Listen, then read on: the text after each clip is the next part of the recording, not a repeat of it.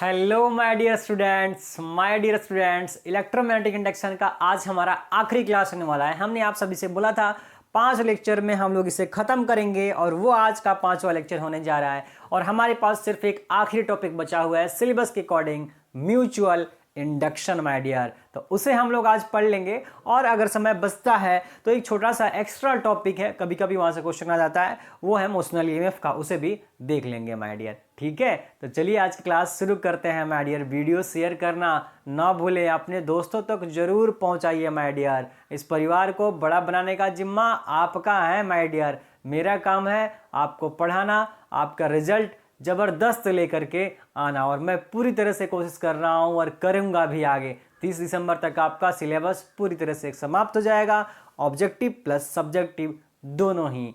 और दोनों वीडियो आप देख करके मॉर्निंग और इवनिंग की बहुत आसानी से 90 मार्क्स तक लेकर के आ जाएंगे माय डियर। चलिए आज की क्लास शुरू करते हैं। देखिए आज जो हम लोग का लास्ट लेक्चर बचा हुआ है माय डियर, उस लास्ट लेक्चर में आप सभी को पता है क्या बचा हुआ है माय डियर मेरे पास?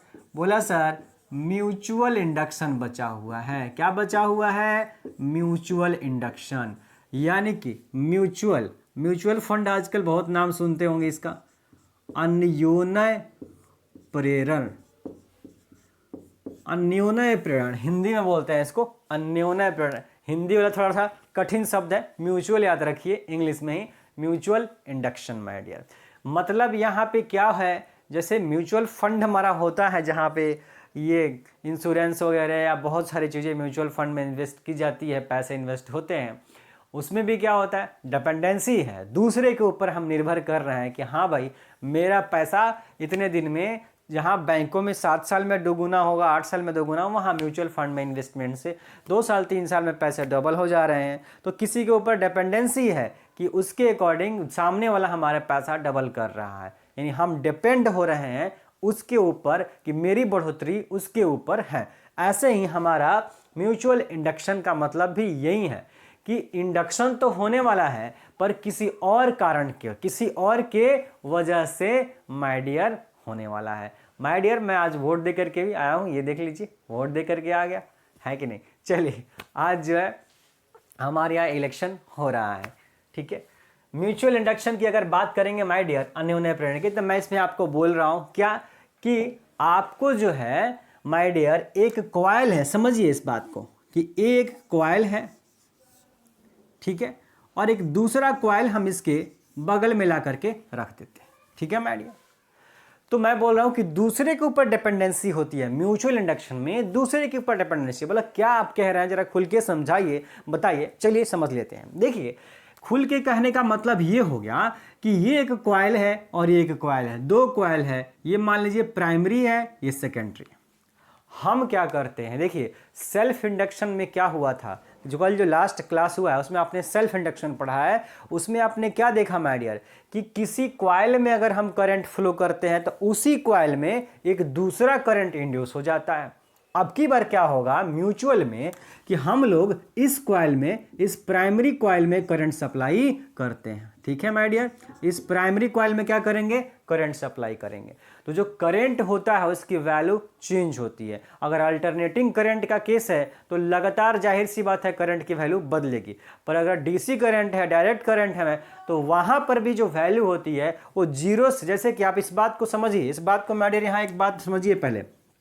अगर आप किसी सर्किट में करंट फ्लो करवाना चाहते हैं 100 एम्पियर का, तो जैसे बटन प्रेस करेंगे क्या वैसे ही 100 एम्पियर करंट हो जाएगी? बोला नहीं सर। कैसे होगी? बोला सर 0 एम्पियर पहले थी, कोई करंट नहीं था, अब 0 से बढ़ेगा, पहले 1 होगा, 2 होगा, 3 होगा, 4 होगा, ऐसे बढ़ते बढ़ते कहाँ तक जाएगा? 100 एम्पियर तक जाएगा। तो ये बात को समझिए, जैसे आप बटन दबाएंगे वैसे 0 to 100 नहीं हो जाएगा। कोई भी चीज़ 0 से 100 कैसे हो जाएगा? पहले 1 2 3 4 5 आएगा तब तो 100 आएगा माय डियर। बोला बिल्कुल सर, एकदम सही बात है। इसका मतलब कि जो करंट है वो 0 से बढ़ता हुआ 100 एम्पियर तक जाएगा, यानी कि करंट की वैल्यू क्या होगी, लगातार बदलती चली जाती है। डीसी की बात कर रहा हूं, डायरेक्ट करंट में भी ये होता है कि डायरेक्ट करंट में भी हमारी लगातार वैल्यू चेंज हो रही है मैक्सिमम पहुंचने तक माय डियर। तो 0 से 100 तक करंट की वैल्यू क्या हो रही है, लगातार चेंज होती है। और करंट जैसे लगातार चेंज होगा, करंट के चेंज होने से मैग्नेटिक फील्ड चेंज होगा और मैग्नेटिक फील्ड चेंज होने से मैग्नेटिक फ्लक्स चेंज होगा और मैग्नेटिक फ्लक्स अगर बदलेगा तो धारा इंड्यूस हो जाती है, धारा प्रेरित हो जाती है माय डियर। यही काम हम लोग इसके अंदर भी देखते हैं। अगर आपका ये प्राइमरी कॉइल है और प्राइमरी कॉइल में अगर हम करंट सप्लाई करते हैं माय डियर, चाहे वो एसी हो चाहे डीसी हो, कोई फर्क नहीं पड़ता है, करंट जीरो से मैक्सिमम यानी कि चेंज होगा। जब करंट चेंज होगा तो जाहिर सी बात है, जब आप करंट फ्लो करवाइएगा तो मैग्नेटिक फील्ड तो जनरेट हो रहा था। बोला बिल्कुल सर, ये मैग्नेटिक फील्ड जनरेट हो गया। तो प्राइमरी कॉइल में करंट फ्लो करवाने की वजह से जो आपका मैग्नेटिक फील्ड चुंबकीय क्षेत्र उत्पन्न हुआ है, उसी चुंबकीय क्षेत्र के उसी के अंदर आपने इस सेकेंडरी कॉइल को क्या कर दिया है, रख दिया है माय डियर। अब मैं कह रहा हूं कि इसका करंट का वैल्यू लगातार बदलेगा, तो अगर करंट की वैल्यू चेंज होगा तो इसके द्वारा जो मैग्नेटिक फील्ड है वो मैग्नेटिक फील्ड भी बदलेगा। और मैग्नेटिक फील्ड जब बदलेगा तो ये जो कॉइल है सेकेंडरी, जो इसी मैग्नेटिक फील्ड के अंदर है, इसके चुंबकीय फ्लक्स में, मैग्नेटिक फ्लक्स में बदलाव हो जाएगा। यही चुंबकीय क्षेत्र यहां भी है, यही चुंबकीय क्षेत्र यहां भी है। इसके चुंबकीय क्षेत्र में इसको रखा हुआ है, इसके चुंबकीय क्षेत्र में इस सेकेंडरी कॉइल को रखा हुआ है। तो यह इस कॉइल से भी मैग्नेटिक फील्ड लाइंस, चुंबकीय क्षेत्र रेखाएं तो गुजरेंगी, बोला गुजरेंगी, यहां से भी गुजरेंगी। तो इसमें जो इंड्यूस होगा वो सेल्फ इंडक्शन हो जाएगा, जो हमने कल पढ़ लिया है। लेकिन अब इसकी वजह से जो मैग्नेटिक फ्लक्स में, इसके मैग्नेटिक फ्लक्स में बदलाव हो रहा है माय डियर, वो क्या होगा, मैग्नेटिक फ्लक्स में बदलाव होने की वजह से आपके इस सेकेंडरी कॉइल में क्या हो जाएगा, एक दूसरी करंट इंड्यूस हो जाएगी, विद्युत वाहक बल आ जाएगा और विद्युत वाहक बल की वजह से धारा प्रेरित हो जाएगी। किसमें, इस सेकेंडरी कॉइल में। तो हम करंट फ्लो करवा रहे थे किसमें, प्राइमरी में, और करंट जो उत्पन्न हो गया कहां, बोला सर सेकेंडरी में। तो ये जो घटना है क्या कहलाता है, म्यूचुअल इंडक्शन, अन्योन्य प्रेरण कहलाता है। मतलब करंट किसी और का है और आ गया किसी और में करंट, और पिछले वाले में सेल्फ में करंट जिसमें फ्लो हम करवा रहे थे उसी में दूसरा करंट इंड्यूस हो रहा था। पर अब की बार करंट हम किसी और में फ्लो करवा रहे हैं और दूसरा जो करंट, जो प्रेरित धारा है वो किसी और में हो रही है, सेकेंडरी कॉइल में हो रही है। कब होगी, जब इसमें करंट फ्लो करवाइएगा तो जो मैग्नेटिक फील्ड जनरेट होगा उसी मैग्नेटिक फील्ड के अंदर, अगर इस कॉइल को हम यहां रख देंगे तो फिर कोई फायदा नहीं है, उसमें कोई भी धारा प्रेरित नहीं होगी माय डियर। ठीक है, तो ये है म्यूचुअल इंडक्शन। मतलब इसमें जो धारा प्रेरित हुई है, ये आई डैश, वो किस पर निर्भर कर रही है, इस प्राइमरी कॉइल में जो धारा प्रवाहित हो रही थी उसके ऊपर निर्भर करती है माय डियर। इसलिए इसका नाम है म्यूचुअल, यानी किसी के ऊपर निर्भर हो रहा है, अन्योन्य यानी कि जो प्रेरणा हुई, ये प्रेरित धारा हुई, वो किसकी वजह से हुई, किसी और दूसरे कॉइल में धारा प्रवाहित होने की वजह से हो रहा है। और इस धारा का मान लगातार बदलेगा तो चुंबकीय क्षेत्र बदलेगा, तो इसका फ्लक्स बदलेगा और इसमें धारा प्रेरित हो जाती है। बहुत सिंपल सी बात है, एकदम सिंपल बात है माय डियर। एक लाइन में आप इसको समझ सकते थे कि जिस कॉइल में धारा बह रही है, अगर उसी में एक दूसरा धारा उत्पन्न हो गया मैग्नेटिक फ्लक्स के चेंज होने की वजह से, तो ये सेल्फ इंडक्शन हो जाएगा। और जिस कॉइल में धारा बह रही है, करंट बह रही है, अगर उसके बगल में अगर कोई कॉइल है, उसके पास में अगर कोई कॉइल है और उस कॉइल के फ्लक्स में अगर कोई बदलाव होता है, तो फ्लक्स में बदलाव होने से इस बगल में रखे कॉइल में क्या हो जाएगा, करंट इंड्यूस हो जाएगा, विद्युत वाहक बल उत्पन्न हो जाता है। और यह घटना म्यूचुअल इंडक्शन कहलाती है माय डियर। सेल्फ इंडक्शन की तरह बिल्कुल ये भी म्यूचुअल इंडक्शन है। अंतर क्या हो गया, उसके अंदर खुद था और इसमें बगल वाले कॉइल में इंडक्शन हो रहा है। तो अब इस बात को हम लोग लिख लेते हैं, ठीक है। हेडिंग आप लोग कॉपी में बना लीजिए, पेन कॉपी अपनी निकाल लीजिए माय डियर, ठीक है।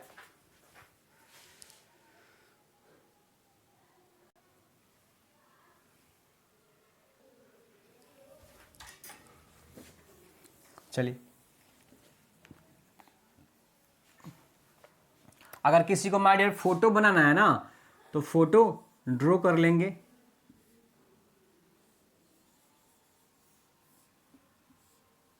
ये हमारा प्राइमरी कॉइल, ये सेकेंडरी कॉइल, इसमें हम लोग करंट भेजेंगे, तो इसमें करंट आई डैश इंड्यूस हो जाएगा। ये बना लीजिए, ठीक है। लिखिए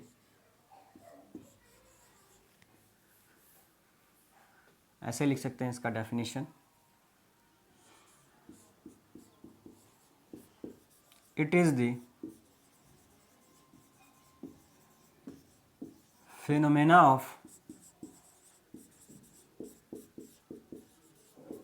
production of EMF in a coil due to change in the current in the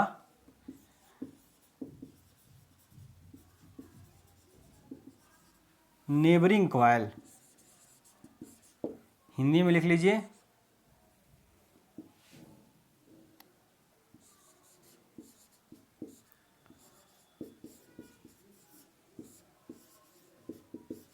जब किसी कॉयल में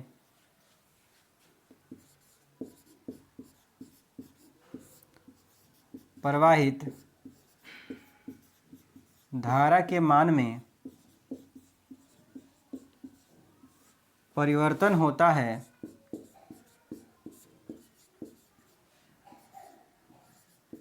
तब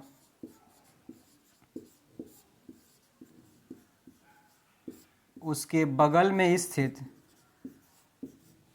बगल की जगह पे पास लिखना बेहतर शब्द है, तो उसके पास में स्थित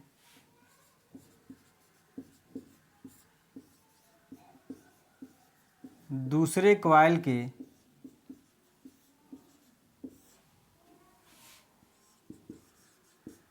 चुंबकीय फ्लक्स में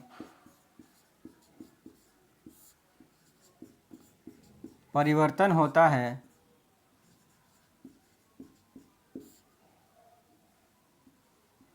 फलतः उसमें विद्युतवाहक बल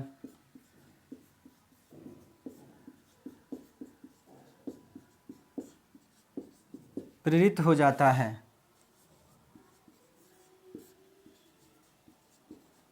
इसी घटना को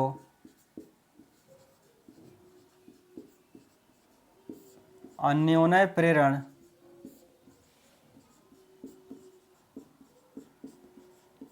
कहा जाता है। फटाफट से माय डियर मैं हट जाता हूँ, आप वीडियो पॉज करके नोट कर लेंगे माय डियर। मैं देख पा रहा हूँ कि एकदम लास्ट तक गया हुआ है। चलिए, आपको दिख जाएगा, यहाँ तक हिंदी मीडियम के बच्चों को भी दिख जाएगा। ठीक है,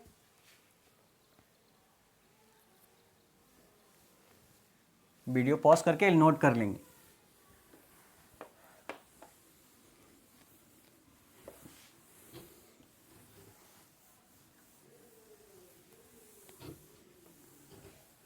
किसी दिन शिक्षा सिस्टम पे एक वीडियो बनाता हूँ, आप सभी के लिए पब्लिश करूँगा बहुत जल्द, कि किस तरीके से हमारे यहाँ का शिक्षा स्तर है, हमारे बिहार का शिक्षा सिस्टम कैसा है, और उसकी वजह से किस तरह से हमारे बिहार के अंदर पूरे इंडिया के में अगर देखा जाए तो सबसे ज़्यादा बेरोजगारी और सबसे ज़्यादा पढ़ने लिखने के बाद भी यहाँ कुछ नहीं हो पा रहा है, वो है हमारा बिहार।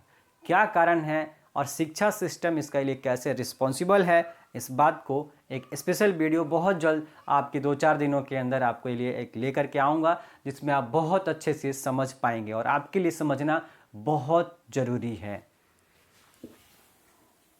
चलिए, जैसे सेल्फ में लिखा था माय डियर, वैसे ही म्यूचुअल में लिखेंगे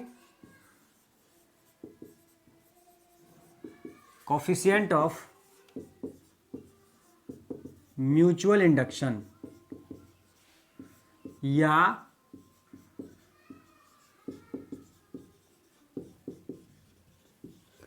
म्यूचुअल इंडक्टेंस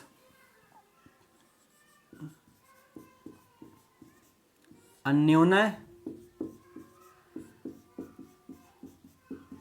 प्रेरण गुणांक या अन्योन्य प्रेरकत्व। बोला बिल्कुल सेम टू सेम है, कुछ भी ज़्यादा इसमें कुछ भी लैंग्वेज हमारे पास नहीं है। जैसा कि मैंने आप सभी को उसमें भी लिख रखा था कि मान लिया था लेट क्या है फाई, अभी आपको सेल्फ में बहुत अच्छे से पढ़ा दिया हूं, म्यूचुअल में भी सेम कहानी चल रही है। जो फ्लक्स जनरेट होता है वो किसकी वजह से जनरेट हो रहा है? यहाँ पे बोला सर करंट में चेंज की वजह से, यानी किस पे डिपेंड कर रहा है फ्लक्स? बोला सर करंट पे डिपेंडेंसी होती है। तो फ्लक्स डायरेक्टली प्रोपोर्शनल होता है किसके? करंट के माय डियर, ठीक है। उसी बात को हम लोग सेल्फ में लिखे थे, उसी बात को यहाँ म्यूचुअल में लिख लेना है। फाई इक्वल टू क्या हो जाएगा my dear? Flux in the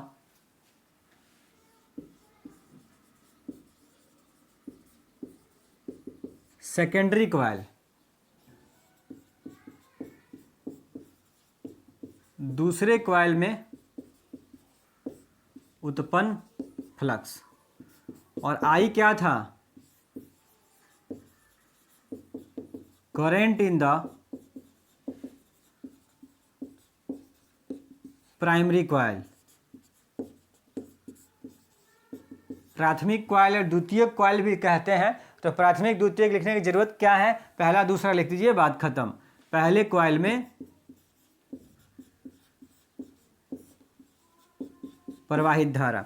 आपको म्यूचुअल में सब कुछ समझा दिया कि करंट किसी और का और फ्लक्स किसी और का, बस दिमाग में बैठाना है कि सेल्फ में करंट भी उसका, फ्लक्स भी उसका, और म्यूचुअल में करंट किसी और का, फ्लक्स किसी और का, करंट किसी और का, फ्लक्स किसी और का। बस ये दिमाग में रखेंगे माय डियर। लिखेंगे फ्लक्स क्या होगा? फ्लक्स दूसरे कॉइल में जनरेट हो रहा है, दूसरे कॉइल को लेंगे। और करंट किसमें हम लेके भेज रहे थे? बोला सर प्राइमरी कॉइल में, पहले कॉइल में करंट भेज रहे थे। बस ये दोनों क्या है? प्रोपोर्शनल होगा। दोनों क्या होगा? दोनों प्रोपोर्शनल। प्रोपोर्शनल का साइन हटता है तो कांस्टेंट आता है, वहां पे एम आया था, एल आया था, यहाँ पे कैपिटल एम आएगा। ठीक है माय डियर, कैपिटल एम। तो यहाँ से कैपिटल एम इजकल टू क्या हो जाएगा? 5/I, 5/I। ठीक है, ये एम क्या हो गया? ये हो गया म्यूचुअल इंडक्टेंस। चाहे तो हाँ ब्रैकेट में लिख देंगे कि किससे दिखाएंगे? बड़े वाले एम से दिखाएंगे। म्यूचुअल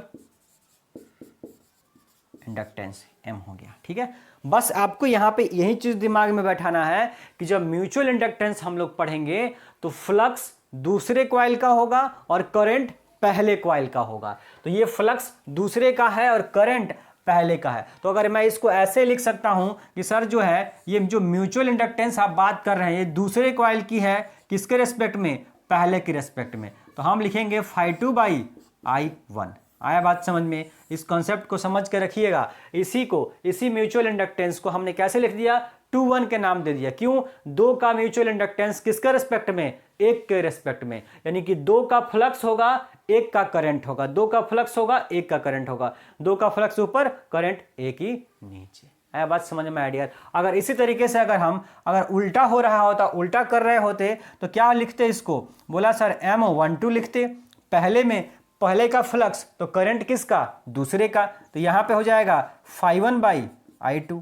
ये हो जाता माय डियर। अगर यहां 1 2 लेते तो 1 2, 1 ऊपर में 2 नीचे में हो जाता।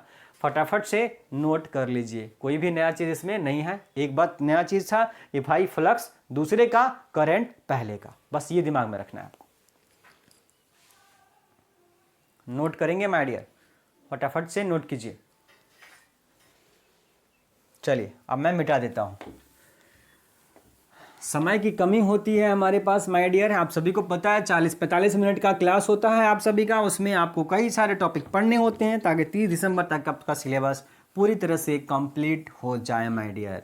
आपको शाम का वीडियो ऑब्जेक्टिव क्लासेस भी देखनी है, और इसके अलावा अगर आपके पास समय है तो एनसीईआरटी की एक्सरसाइज प्रॉब्लम कम से कम एनसीईआरटी की एक्सरसाइज प्रॉब्लम वीडियो के बाद जरूर देखा कीजिए। जो टॉपिक पढ़ाता हूं रोज, अगर उससे रिलेटेड कोई क्वेश्चन एनसीईआरटी बुक के अंदर दे रखा है 1-2 क्वेश्चन, तो कम से कम वो 1-2 न्यूमेरिकल क्वेश्चन आप कर लीजिए, क्योंकि हमारे पास थोड़ा समय कम है आपका सिलेबस कंप्लीट करवाना। फिर भी जो आपका ऑब्जेक्टिव का क्लास चल रहा है उसमें जो है एक थ्योरेटिकल एक न्यूमेरिकल होता है सेक्शन, तो न्यूमेरिकल सेक्शन में मैं न्यूमेरिकल वहां पे जरूर करवाता हूं माय डियर। ठीक है, चलिए अब ये तो कहानी हो गई म्यूचुअल इंडक्टेंस के माय डियर। ठीक है, ये कहानी म्यूचुअल, लेकिन जिस तरीके से आप सभी ने किसी सोलेनोइड के लिए सेल्फ इंडक्टेंस निकाला था उसी तरीके से आपको एक सोलेनोइड के लिए म्यूचुअल इंडक्टेंस भी बतानी है। तो बोला सर सेल्फ के लिए तो एक ही को कॉइल की जरूरत होती है, क्योंकि उसी में हम करंट फ्लो करते हैं और उसी का फ्लक्स चेंज होता है, तो एक ही कॉइल की जरूरत है सेल्फ में। लेकिन म्यूचुअल में आप सभी ने क्या देखा, दो कॉइल की जरूरत पड़ती है। एक कॉइल में करंट जाएगा और दूसरे में करंट इंड्यूस होगा, प्रेरित होगा, तो दो कॉइल चाहिए। तो अगर हमें सोलेनोइड की वजह से म्यूचुअल इंडक्टेंस M की वैल्यू निकालनी है तो हमें भी एक सोलेनोइड से काम नहीं चलेगा, हमें दो सोलेनोइड लेना पड़ेगा। दो सोलेनोइड होगा तभी तो दो कॉइल आएगा, दो कॉइल अलग अलग कॉइल होंगी तब हम बता पाएंगे। ठीक है माय डियर, तो आप नेक्स्ट हेडिंग बना लेंगे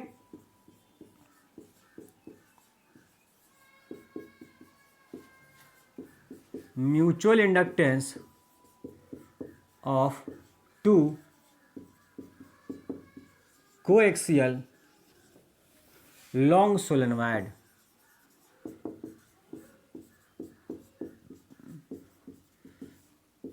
दो लंबी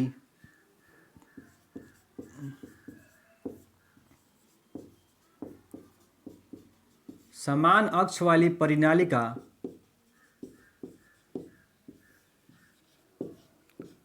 का अन्योन्य प्रेरकत्व।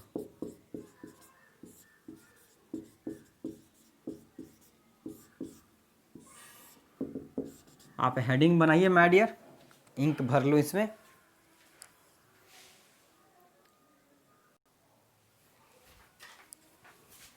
चलिए फोटो बना लीजिए।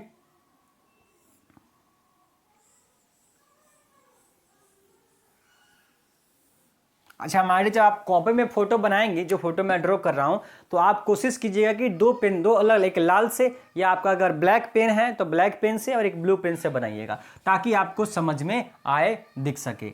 एक आपका सोलेनोइड आपका ये रह गया। इस सोलेनोइड में हम लोग करंट फ्लो करवा रहे हैं, कौन, बोला सर I1, यहाँ से I1 हमारा बाहर निकल गया। ठीक है, अब इसी सोलेनोइड के ऊपर देखिए क्या लिखा रखा है, कोएक्सियल है। दो गो सोलेनोइड है, दोनों की एक्सिस क्या है, सेम है। ठीक है माय डियर, तो एक दूसरा सोलेनोइड हम लेकर के आते हैं। ठीक है, और दूसरा सोलेनोइड होगा वो क्या होगा, इसी के ऊपर मेंशन होगा, इसी के ऊपर हम लोग लपेट देंगे। ठीक है, इसी के ऊपर लपेट देंगे। तो ये दो आपको जो है देखने के बाद ये गंदा दिखेगा आपको, लेकिन जो है आपको, इसलिए मैं बोला हूं कि आप जो है दो पेन का इस्तेमाल कीजिएगा, नीचे वाले के लिए ब्लू, ऊपर वाले के लिए ब्लैक, ताकि आपको दिखे कि कौन सा ब्लैक है कौन सा ब्लू है, यानी ऊपर वाला कौन कॉइल का लूप बन रहा है और नीचे वाले का कौन सा लूप तैयार हो रहा है। ठीक है, तो बोला बिल्कुल सर। अब ऊपर वाला कॉइल बना लिया तो ऊपर वाले में करंट I2 बहेगा यहाँ से, और यहाँ से I2 निकल जाएगा। ठीक है, दोनों सोलेनोइड की लेंथ कितनी है, बोला लेंथ सेम ही है। ठीक है, ये आप ड्रॉ कर लीजिए, ड्रॉ कर लीजिए। नाम देना चाहे नाम दे दीजिए, कोई दिक्कत नहीं है। ये पहले सोलेनोइड का नाम दे दीजिए S1 और दूसरे का नाम दे दीजिए S2, कोई प्रॉब्लम नहीं है। बोला ठीक है सर, मान लेते हैं। फोटो आप लोग ड्रॉ कीजिए, जो मान लिए हैं उसको लिख देंगे। Consider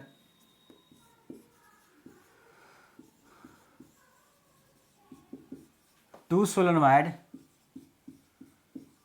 S1 and S2 are wound to each other। Hindi में लिख लीजिए, माना कि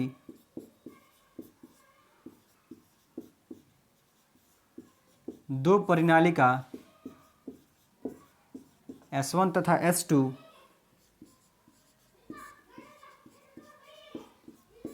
एक दूसरे के ऊपर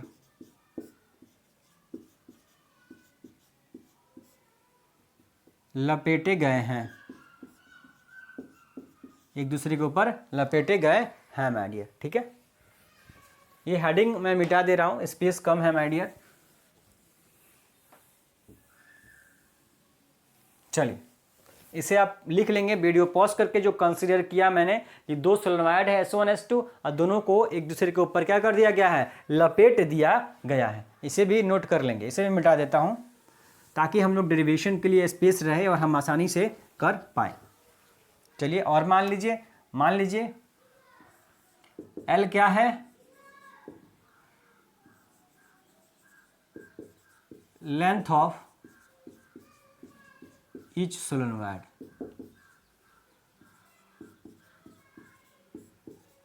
प्रत्येक परिनालिका की बोला क्या सर, लंबाई R1 बराबर R2 बराबर R, मान लेते हैं क्या, त्रिज्या।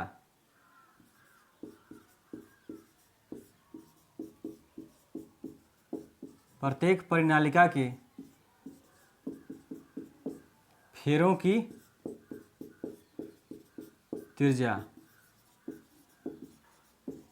रेडियस ऑफ सोलेनोइड या टर्न सोलेनोइड, आप जो भी लिख दीजिए, बात दोनों का सेम ही है, कोई दिक्कत नहीं है। तो बोला सर एरिया भी तो होगा, तो बोला काहे नहीं होगा, बिल्कुल होगा माय डियर।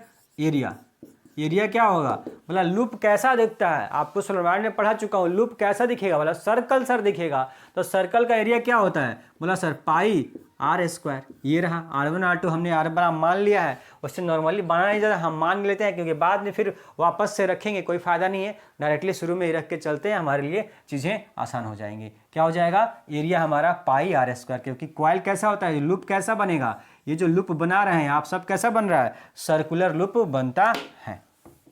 इसे नोट कर लेंगे, इसे भी नोट कर लीजिए जो मान लिया है। बस अब हम लोग आगे कंसिडर करेंगे, ठीक है। चलिए, और क्या मानना रह गया, बोला अब जो है सर क्या मान लें, इसमें एक टर्न बच गया है, टर्न मान लीजिए, कोई दिक्कत नहीं है। एक लास्ट बच गया टर्न, N1 एंड N2 क्या है, बोला सर टर्न है number of turn in solenoid S1 and S2 respectively, ठीक है। हिंदी में लिख देता हूं, S1 तथा S2 में कुल फेरों की संख्या, ठीक है, नोट कर लीजिए माय डियर। अगर इसमें छोटा n से भी रिप्रेजेंट करना है तो छोटा n भी आप चाहें तो लिख सकते हैं कि N1 N2 क्या हो जाएगा, S1 तथा S2 के एकांक लंबाई पर फेरों की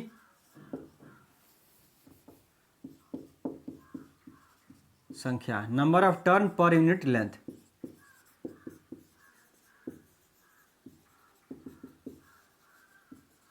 ठीक है।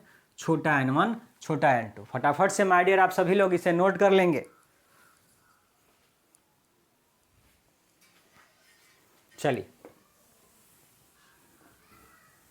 अब बोला सर क्या करना है, देखिए करना क्या है, कोई भी डेरिवेशन करना होता है माय डियर तो स्टेप्स बस याद रखिए। बोला सर हमें तो चाहिए फ्लक्स, हमें तो चाहिए m, तो m इजकल टू क्या होता है, बोला सर फ्लक्स बाई I, यही तो हमने पढ़ा है सेल्फ में भी, यही पढ़े म्यूचुअल में भी। तो बोला सर अगर फ्लक्स मिल जाए तो m निकाल लेंगे, बोला निकाल लेंगे। तो अगर फ्लक्स निकालना है तो flux is equal to B into A, उस सोलेनोइड में भी किया था, बोला सर यहाँ भी करेंगे, लेकिन फर्क क्या रहेगा, फर्क क्या रहेगा माय डियर, याद कीजिए फर्क क्या रहेगा, फर्क आपके लिए यही रहने वाला है, फ्लक्स के साथ क्या होगा, मैग्नेटिक फील्ड किसी और का होगा। आपको मैंने बता रखा अभी प्रणालिका के अंदर, इसमें सोलेनोइड के केस में भी बता रखा, और आपको म्यूचुअल इंडक्टेंस में भी सारी बातें समझा रखी कि पहले कॉइल में करंट फ्लो करेंगे तो उसका मैग्नेटिक फील्ड होगा जो उसी मैग्नेटिक फील्ड में आपने दूसरे कॉइल को रखा हुआ है। तो दूसरे कॉइल में हम लोग जब एरिया लेंगे, जब फ्लक्स हम दूसरे कॉइल का लेंगे तो एरिया भी हमारा दूसरे कॉइल का होगा, लेकिन मैग्नेटिक फील्ड किसका होगा, बोला पहले का होगा, पहले का मैग्नेटिक फील्ड। पहले कॉइल में ही ना आप करंट फ्लो करवा रहे थे म्यूचुअल के केस में, तो पहले का मैग्नेटिक फील्ड लेंगे। तो अगर आप फ्लक्स लिखना चाह रहे हैं φ2 तो मैग्नेटिक फील्ड लेंगे पहले का, और एरिया किसका लेंगे, बोला दूसरे का। आया बात समझ में माय डियर, बोला बिल्कुल सर आ गया, ये तो म्यूचुअल है, एक दूसरे का उल्टा होना ही है, या 2 होगा तो यहाँ 1 हो ही जाएगा माय डियर। तो इसका मतलब हमें क्या निकालना है, पहले मैग्नेटिक फील्ड निकालिए सबसे पहले। तो हम लोग लिखेंगे we know that the magnetic field due to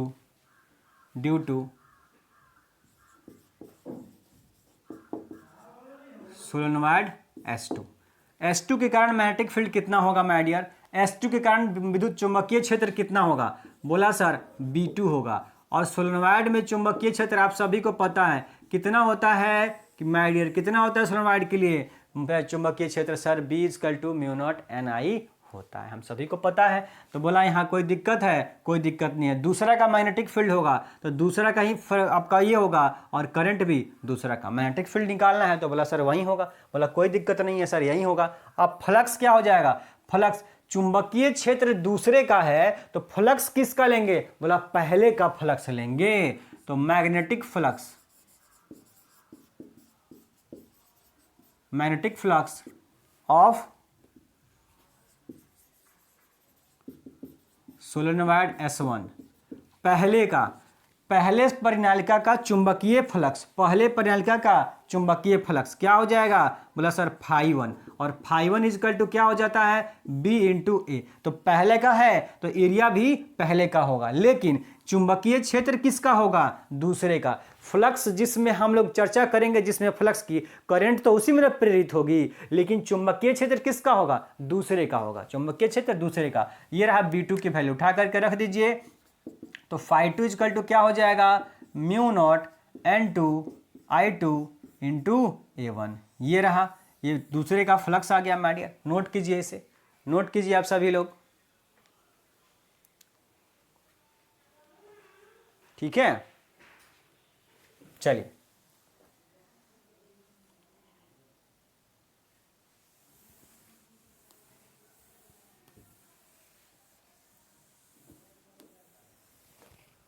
बोला सर हमें क्या चाहिए? हमें क्या चाहिए सर? ये देखेंगे, आप ध्यान से देखिए कि आपको क्या निकालना है इसमें। चलिए देखिए देखिए माय डियर, देखिए। अच्छा यहाँ पे मिस हो गया, कोई बात नहीं है, 1 कर लीजिए। 2 लिखा गया था गलती से, कोई बात नहीं है, 1 हो गया, ठीक है। तो मैग्नेटिक फ्लक्स हमारा सोलेनोइड, पहले वाले सोलेनोइड से कितना हो जाएगा? φ = B × A। तो बोला सर B2 हमने यहाँ लिख चुका है, पहले ही जानते हैं हम लोग, वैल्यू रख दिया। तो बोला सर जो ये फ्लक्स आप निकाल रहे हैं वो किसकी वजह से हो रहा है? बोला सर एक टर्न से। फ्लक्स जो निकला φ = BA, वो सिर्फ एक टर्न का फेरा हुआ। तो बोला टोटल टर्न से कितना फ्लक्स हो जाएगा? तो यहां लिख लेंगे total flux,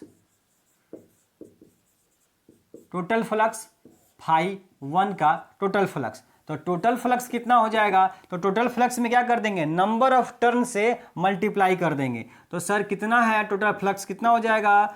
B = μ0 N2 I2 A1। ये जो फ्लक्स आया है माय डियर, यहाँ पे वैल्यू रख के, एक फेरा की वजह से आया है। तो इसमें हम क्या कर देंगे? मल्टीप्लाई कर देंगे टोटल फेरा। तो किसका बात कर रहे हैं सर? पहले का ना। तो पहले में कुल फेरा कितना हो गया? पहले में टोटल फेरा कितना हो गया? मतलब पहले में टोटल टर्न, तो शुरू में ही मान चुके हैं माय डियर N1 और N2। पहले में टोटल टर्न N1 है और दूसरे में N2 है। तो बस हमने एक फेरा का ये है फ्लक्स, तो दूसरे में हमने N से टोटल से मल्टीप्लाई कर दिया, टोटल फ्लक्स आपका आ गया। बोला टोटल फ्लक्स अगर आ गया सर, तो टोटल फ्लक्स आ गया तो बस हमें क्या करना है? हमें तो म्यूचुअल इंडक्टेंस निकालनी है। हमें तो सर म्यूचुअल इंडक्टेंस चाहिए। बोला सर बिल्कुल यही तो निकालना है, म्यूचुअल इंडक्टेंस M। तो बोला यहाँ रेस्पेक्टिव की बात होगी, क्योंकि 1 और 2 दोनों में करंट फ्लो हो रहा है माय डियर। ध्यान से देखिए, 1 और 2 दोनों में करंट, 2 कॉइल थे, दोनों में करंट फ्लो करवाया जा रहा है। तो इसकी वजह से EMF दूसरे में इंड्यूस होगा और इसके करंट की वजह से EMF पहले में इंड्यूस होगा। तो दोनों एक दूसरे में क्या करेंगे? EMF उत्पन्न करेंगे। इसीलिए यहां पे रेस्पेक्टिव टर्न आएगा। हमने सबसे पहले 1 की बात की है तो 1 2 ले लेंगे। तो हमने अभी आपको फॉर्मूला लिखा था, M = क्या होता है सर? φ/I। तो अगर 1 2 की बात करेंगे तो पहले का फ्लक्स और करंट किसका? दूसरे का। फ्लक्स पहले का तो करंट किसका? दूसरे का। और दूसरे की वजह से मैग्नेटिक फील्ड हम निकाल भी रहे थे शुरू में, और उसी का हमने करंट भी इस्तेमाल करना है हमारे लिए, ठीक है। तो बोला क्या करना है सर? M12 = φ1। ये रहा φ1 की वैल्यू कितनी है सर? μ0 छोटा n2 I2 A1 × बड़ा N1 अपॉन में क्या है? I2। तो I2 लगा दीजिए। अब I2 से I2 क्या हो जाएगा माय डियर? कैंसिल हो जाएगा। क्या हो जाएगा? I2 से I2 कैंसिल। तो ये आ गया M12 की वैल्यू μ0 छोटा n2 A1 इंटू N1। अच्छा माय डियर, एरिया जो था वो एरिया को मैंने दोनों का सेम मान रखा क्योंकि radius pi r square, radius R1 R2 same ही मान रखा है, तो सेम एरिया जो है वो भी क्या हो जाएगा, सेम हो जाएगा। तो जहाँ जहाँ 1 लगा रखा है इसको 1 को हटा लीजिए क्योंकि दोनों का एरिया हमने सेम मान रखा है। हो सकता है अलग अलग भी हो जाए, कोई दिक्कत नहीं है, पर हमने सेम मान रखा है तो सेम ले लेंगे। तो क्या मिल जाएगा, M12 equal to mu not N2A into N1। और अभी मैंने आप सभी को बताया था कि N1 क्या है, बोला सर N1 जो है वो टोटल टर्न है। तो टोटल टर्न पहले का है और हम क्या लिखे थे, N लिखे थे कि number of turn per unit length, unit length पे कितना फेरा है। तो यूनिट लेंथ से अगर लेंथ से मल्टीप्लाई कर देंगे L से तो टोटल फेरा मिल जाएगा। तो यहाँ 1 है तो यहाँ ले लेंगे 1 N1। इसका मतलब जो बड़ा N1 है, बड़ा N1 इसको हटा करके क्या लिख सकते हैं, छोटा N1 इंटू L लिख सकते हैं। बोला बिल्कुल सर लिख देते हैं। तो M12 बराबर सजा के लिख देंगे। यहाँ पर देखिए N1 के जगह N1 लिखेंगे और यहाँ N2 है तो N1 N2 नहीं हो जाएगा, बोला हो जाएगा सर। तो बोला N1 N2 और ये L हो जाएगा, तो A इंटू L। तो ये आ गया आपका म्यूचुअल इंडक्टेंस का formula M12 equal to mu not N1 N2 A into L। ये होता है म्यूचुअल इंडक्टेंस की वजह से। म्यूचुअल इंडक्शन के केस में किस में, दो सोलेनॉइड में अगर म्यूचुअल इंडक्शन होता हो तो वहां पे म्यूचुअल इंडक्टेंस की वैल्यू, म्यूचुअल इंडक्टेंस की वैल्यू कितनी होगी, mu not N1 N2 A into L। जहां ध्यान रखना है कि N1 N2 क्या है, नंबर ऑफ टर्न तो है पर यूनिट लेंथ का है। इस बात का खासा ध्यान रखेंगे माय डियर। बिल्कुल अगर आप चाहें तो इसके बाद सिमिलरली लिख सकते हैं। इसी तरीके से सिमिलरली अगर हमें M21 लिखना होता, M21 तो क्या हो जाता सर, दूसरे का फ्लक्स अपॉन पहले का करंट। तो दूसरे का फ्लक्स कितना हो जाता है सर, तो दूसरे का अगर फ्लक्स लिखना है तो खाली नंबर नहीं चेंज करना है, बस नंबर चेंज कर दीजिए, बस बात खत्म। यहाँ N2 है तो बोला सर दूसरे का लेना है तो N1 ले लीजिए। जहाँ जहाँ वह 2 है उसको 1 में बदल दीजिए। I2 है तो I1 A, और जहाँ 1 है उसको 2 कर लेंगे। बोला सर बिल्कुल कर लेंगे। और नीचे में I1 हो जाएगा, I2 था तो I1 कर लेंगे। एकदम जहां जहां ये लिखे हैं, अगर हमको 2 1 करना है तो जहां 1 2 2 है उसको 1 कर लो और 1 को 2 कर लो, बात खत्म। बोला I से I कैंसिल हो जाएगा और फिर से इस N2 के जगह पे, बड़ा वाला N2 के जगह पे छोटा वाला N2 इंटू L पुट कर देंगे। तो हमारा वैल्यू मिल जाएगा M21 equal to mu not N1 N2 A into L। बिल्कुल हूबहू सेम वैल्यू मिलती है, एकदम सेम वैल्यू मिलेगा म्यूचुअल इंडक्टेंस का माय डियर। तो ये हमारा म्यूचुअल इंडक्टेंस था किसी दो कोएक्सियल करंट कैरिंग सोलेनॉइड की वजह से। तो कभी अगर आपके एग्जाम में बाय द वे आ गया, वैसे आने की इसकी संभावना बहुत कम होती है, काफ़ी लेस इंपॉर्टेंट टॉपिक होता है, फिर भी मैं ये नहीं कहूँगा कि एग्जाम में नहीं आएगा, क्योंकि एग्जाम में क्वेश्चन कहाँ से आएगा ये किसी को नहीं पता है। हमारा काम है आपको पूरा फुल सिलेबस पढ़ाना, और आपका काम है जितना मैं पढ़ा रहा हूं उतना नोट्स तैयार करना, उसका रिवीजन करना माय डियर। क्वेश्चन यहीं से आएंगे, ये सबको पता है, ठीक है माय डियर।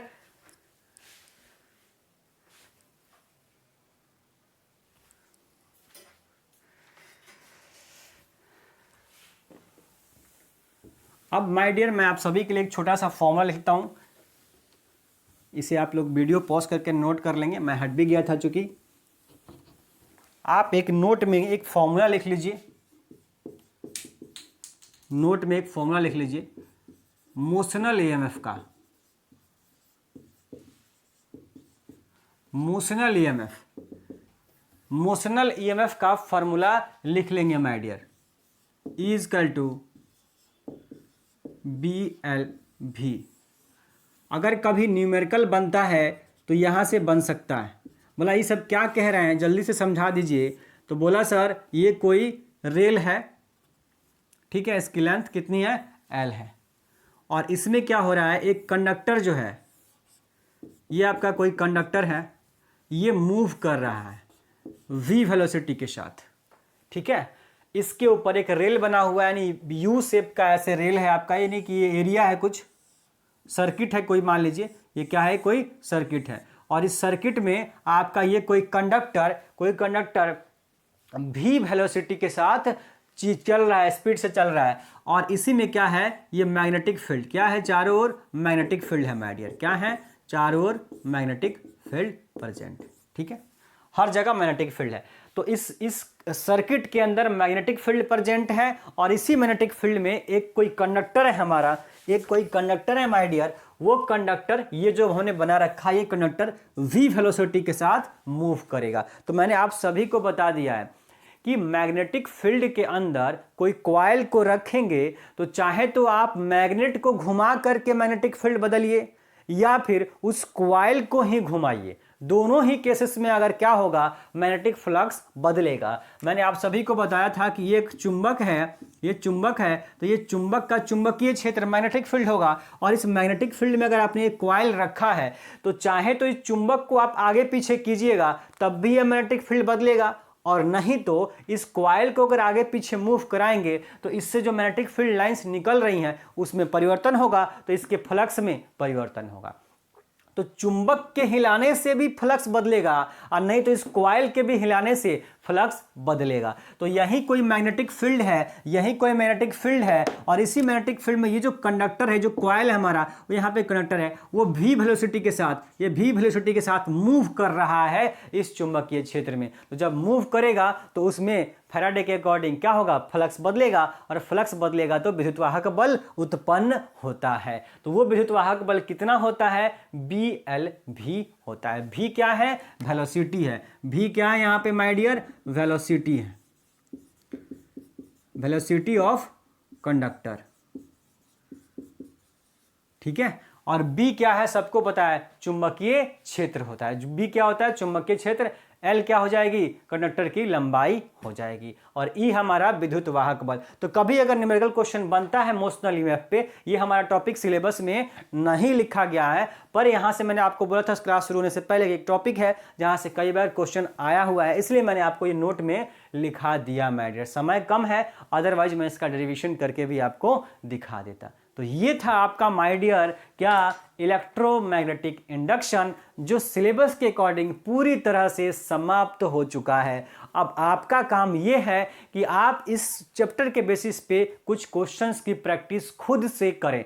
ऐसा नहीं है माय डियर कि मैं जितना पढ़ा रहा हूं केवल आप उतना ही करें। अगर आपके पास समय है, अगर आपके पास समय बचता है अदर सब्जेक्ट से, केमिस्ट्री हो गया, मैथ, बायो, अगर इससे भी समय आपके पास बच जाता है तो आप एक्स्ट्रा क्वेश्चन कुछ खुद से करने की कोशिश कीजिए। अदरवाइज मैं जो पढ़ा रहा हूं सिर्फ आपको पढ़ना है, नोट्स तैयार करना है, और शाम का जो ऑब्जेक्टिव क्लास आता है वो आप देखेंगे तो आपकी प्रैक्टिस क्वेश्चंस कैसे आएंगे, क्वेश्चन कैसे बनते हैं, वहां पे आपका दिमाग सब कुछ क्लियर हो जाता है। तो मॉर्निंग की वीडियो और इवनिंग की वीडियो दोनों ही देखनी है। अगर आप मॉर्निंग क्लास देखते हैं तो थ्योरी प्लस ऑब्जेक्टिव सब कुछ कॉन्सेप्ट क्लियर होगा, किस टॉपिक से कितना मार्क्स का क्वेश्चन आता है और कैसे क्वेश्चन पूछता है। आप अगर लगातार वीडियो देख रहे हैं माय डियर तो ऐसा एक भी टॉपिक नहीं मिलेगा जिसमें मैंने पढ़ाया है और ये न बताया हो कि यहाँ से क्वेश्चन कैसे पूछता है और कितना मार्क्स का आता है। हर जगह बोलता हूँ कि यहाँ से एग्जाम में क्वेश्चन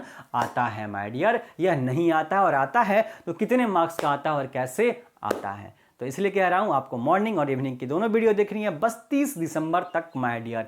उसके बाद आपका सिलेबस कंप्लीट हो जाएगा, रिवीजन आप करते रहेंगे और शानदार मार्क्स लेकर के आ जाएंगे एग्जाम के अंदर। मिलते हैं नेक्स्ट क्लास में।